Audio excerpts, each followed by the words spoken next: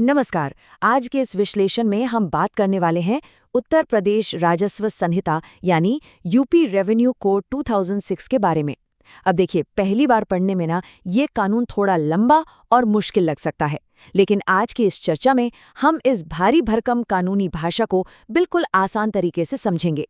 आइए मिलकर इसकी उलझनें दूर करते हैं। इस कानूनी किताब के पन्नों के पीछे दरअसल एक सच्ची कहानी छुपी है। ये कहानी है यूपी के किसानों की, उनकी जमीन की और उनकी सुरक्षा की। ये कानून सिर्फ कागजों तक सीमित नहीं है, बल्कि ये जमीन के सर्वेक्षण और खेती किसानी के हक की बात करता है। एक तरह से कहा जाए तो ये जमीन पर रहने वालों की रोजमर्रा की जिंदगी का एक आईना है। तो चलिए फटाफट देख लेते हैं कि आज के इस रोड मैप में हम क्या-क्या कवर करने वाले हैं। पहले हम बेसिक शब्दों को समझेंगे, फिर ऑफिसर्स का स्ट्रक्चर देखेंगे, गांव की जमीन का प्रबंधन कैसे होता है ये जानेंगे, फिर उत्तराधिकार के नियम और आखिर में कोर्ट्स का क्या रोल है इस पर बात करेंगे। शुरुआत करते हैं पहले हिस्से से, यानी परिचय और शब्दावली।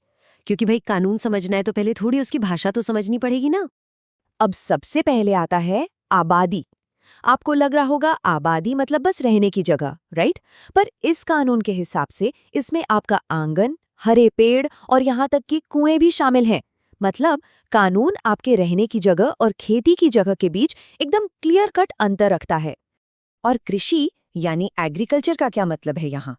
देखिए, कानून की नज़रों में कृषि का दायरा बहुत बड़ा है। ये सिर्फ खेत में गेहूं चावल उगाने तक लिमिटेड नहीं है। अगर गांव में कोई बागवानी, मछली पालन, पशुपालन या मधुमक्खी पालन भी कर रहा है ना, तो वो भी कृषि की कैटेगरी में ही आएगा। कानून इन सभी तरीकों को सुरक्षा देता है। अब आते हैं दूसरे पॉइंट पर, राजस्व अधिकारियों का ढांचा, यानी पावर की चेन कैसे काम करती है। इस चार्ट को देखिए, ये हायरार्की को एकदम क्लियर कर देता है। सबसे ऊपर आती हैं बोर्ड ऑफ रेवेन्यू, फिर आते हैं कमिश्नर्स, उनके नीचे कलेक्टर्स, फिर सब डिविजनल ऑफिसर्स यानी एसडीओज, और बिल्कुल ग्राउंड लेवल पर गांव के स्तर पर आते हैं तहसीलदार। ये चार्ट पूरी ताकत की संरचना को एक ही झलक में समझा देता है। कानून में समय का यानी डेडलाइंस का बहुत महत्व होता है। मान लीजिए तहसीलदार के किसी आदेश से आप असंतुष्ट हैं, तो आपके पास ठीक 30 दिन का टाइम होता है एसडीओ को अपील करने का।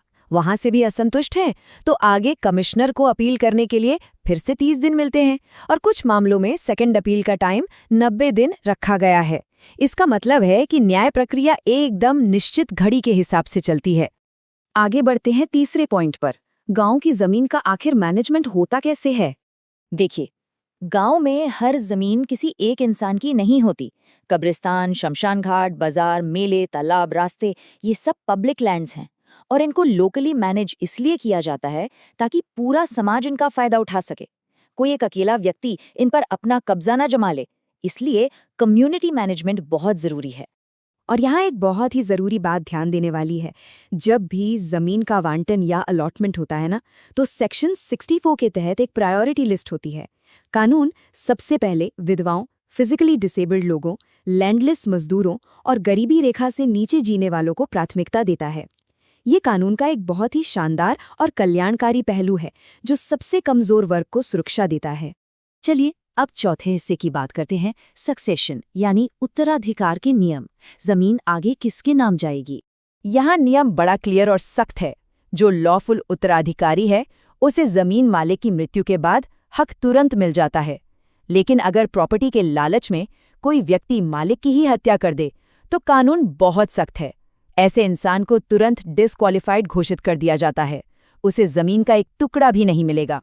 और हाँ, जमीन ट्रांसफर करना सिर्फ कागज पर रजिस्ट्री करवाने की बात नहीं है। सेक्शन 34 और 35 बिल्कुल साफ कहते हैं कि जब तक जमीन का पिछला बकाया राजस्व यानी ड्यूज पूरी तरह क्लियर नहीं होंगे, खतौनी में नया नाम अपडेट नहीं होगा।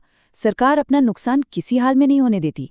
अब आते हैं अपने आखिरी और पांचवें हिस्से पर। अगर लैंड से जुड़ा कोई विवाद हो जाए तो आखिर जाएं कहाँ? ये डिफरेंस जानना बहुत जरूरी है।